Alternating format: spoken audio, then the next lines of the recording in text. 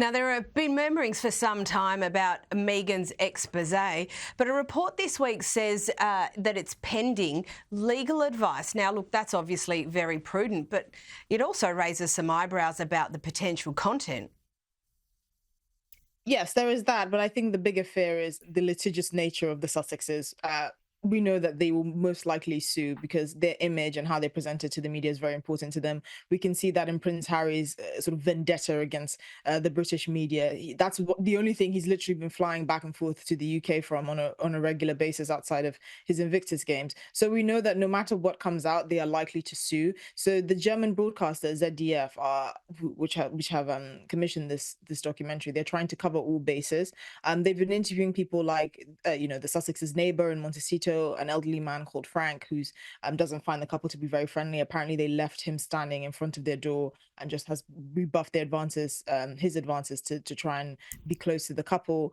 They've been interviewing members of or people from Meghan's past. I don't know if they got access to her ex-husband, but again, that could be another bombshell moment. But really, there's this huge intrigue into her life now and her life, previously before she met Prince Harry. And I'm sure that there are elements of that Meghan and Harry don't want out there, particularly if, as you say, she has ambitions to enter politics. I mean, that's the kind of thing that's the kind of stain that you just cannot remove.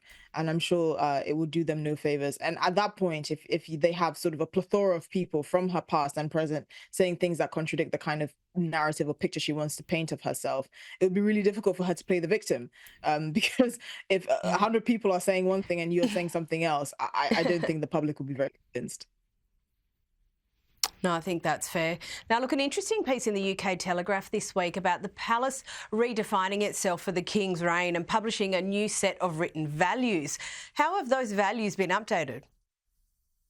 So the new values that have been published by the palace have included things like staying curious and trying to shape a better world. Really kind of fluffier, more almost entrepreneurial and ambitious language. But I think it keeps in line with the kind of change, fairly radical change, that the king has always said he wants to undergo, which is slimming down the royal family.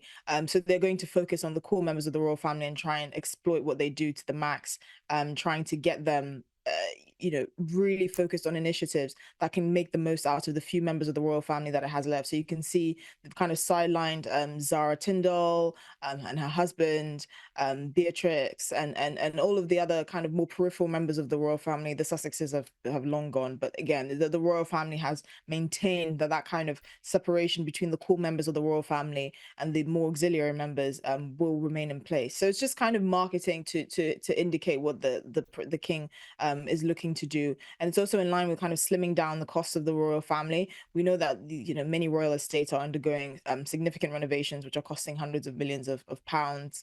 And so because of that, they also have to kind of negotiate how to make the most out of the working members of the royal family, to make the most impact, but also to be the most cost effective.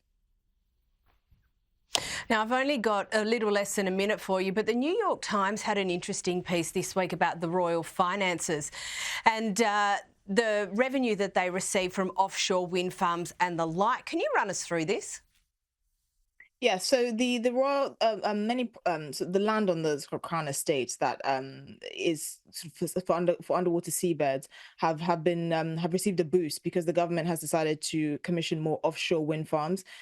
So that has contributed to rising profits in the sort of the Crown estate. Now the actual royal family only gets about 12% of in terms of the sovereign grant, so the profits that is made from the Crown estate, and the rest, I believe 88% of it, goes to the government to use for the public interest, as it's called.